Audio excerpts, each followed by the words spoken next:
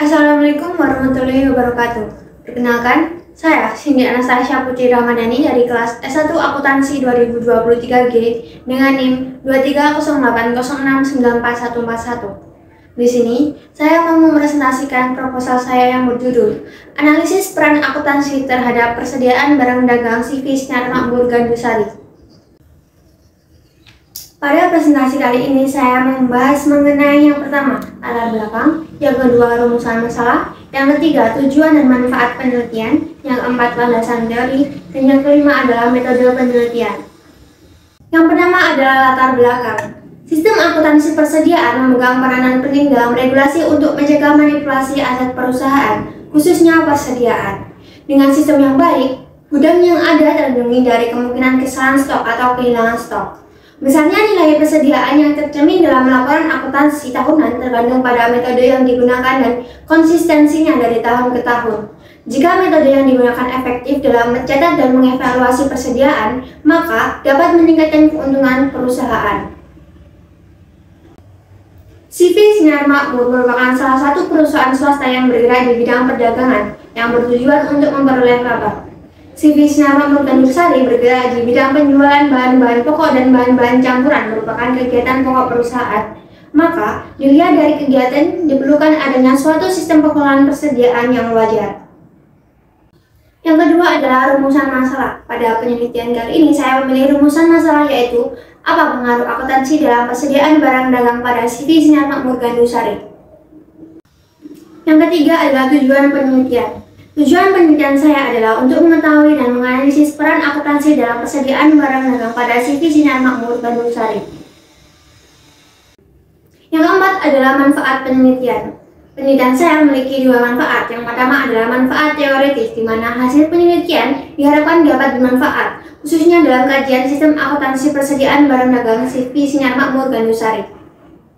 Yang kedua adalah manfaat praktis. Yang pertama, bagi manajemen perusahaan untuk memberikan informasi yang berguna bagi perusahaan. Yang kedua, bagi peneliti untuk menambah wawasan, pengetahuan, dan pengalaman. Yang ketiga, bagi pihak lain sebagai referensi. Yang kelima adalah landasan teori. Yang pertama, definisi peran. Peran adalah konsep perilaku yang dapat dilakukan seseorang dalam masyarakat sebagai sebuah organisasi. Peran juga dapat digambarkan sebagai tindakan individu yang penting bagi struktur sosial masyarakat. Yang kedua adalah definisi akuntansi. Akuntansi adalah suatu sistem informasi yang mengumpulkan, mencatat, dan melaporkan transaksi keuangan suatu entitas bisnis. Yang ketiga adalah fungsi akuntansi. Fungsi akuntansi sebagai penyedia informasi tentang perusahaan. Yang keempat adalah definisi persediaan. Secara teknis, persediaan merupakan suatu teknik yang mengacu pada penentuan stok bahan yang harus dijaga untuk menjamin kelancaran operasional produksi, serta perencanaan pengadaan dan jumlah pesanan barang yang harus dipertahankan oleh perusahaan. Yang kelima adalah fungsi persediaan. Manajemen persediaan merupakan fungsi manajemen yang sangat penting karena persediaan fisik memerlukan investasi yang paling besar. Jika suatu perusahaan menginvestasikan terlalu banyak uang dalam persediaan, maka perusahaan tersebut dapat menimbulkan kelebihan biaya persediaan. Yang keenam adalah pengendalian persediaan. Manajemen inventaris adalah sistem yang digunakan oleh perusahaan sebagai alat untuk mengukur kinerja inventaris, melaporkan kepada manajemen dan pengelola inventaris, serta dapat digunakan untuk membuat kebijakan inventaris. Yang ketujuh adalah jenis-jenis persediaan. Yang pertama, persediaan bahan baku. Yang kedua, persediaan bagian produk yang dibeli. Yang ketiga, persediaan bahan-bahan pembantu. Yang keempat, persediaan barang setengah jadi atau barang dalam proses. Yang kelima, persediaan barang jadi. Yang kedelapan adalah faktor-faktor persediaan. Yang pertama, perkiraan pemakaian bahan baku. Yang kedua, biaya bahan baku. Yang ketiga, biaya persediaan. Yang keempat, waktu tunggu pesanan. Yang kesembilan adalah metode pencatatan persediaan. Yang pertama adalah metode periodik, yang kedua adalah metode perpetual.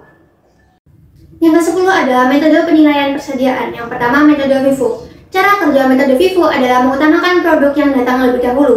Yang kedua, metode rata-rata, yaitu menghitung harga barang-barang dalam persediaan berdasarkan harga rata-rata barang yang sama yang tersedia selama periode tersebut. Yang ketiga adalah metode laba.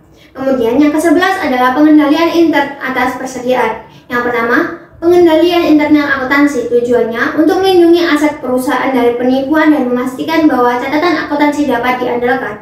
Yang kedua, pengendalian internal administrasi tujuannya untuk meningkatkan efisiensi operasional dan memastikan bahwa karyawan mematuhi kebijakan manajemen. Yang keenam ada metode penelitian. Yang pertama, jenis penelitian. Jenis penelitian saya menggunakan pola penelitian deskriptif kualitatif. Yang kedua, pendekatan penelitian. Proposal penelitian saya mengadopsi pendekatan kualitatif. Tujuan penelitian kualitatif adalah untuk mengembangkan konsep kepekaan terhadap permasalahan, mendeskripsikan realitas dalam konteks eksplorasi teori dari bawah, dan mengembangkan pemahaman terhadap fenomena yang dihadapi. Yang ketiga adalah sumber dan data penelitian. Yang pertama ada data primer. Data primer adalah data yang diperoleh secara langsung di lapangan atau di tempat penelitian.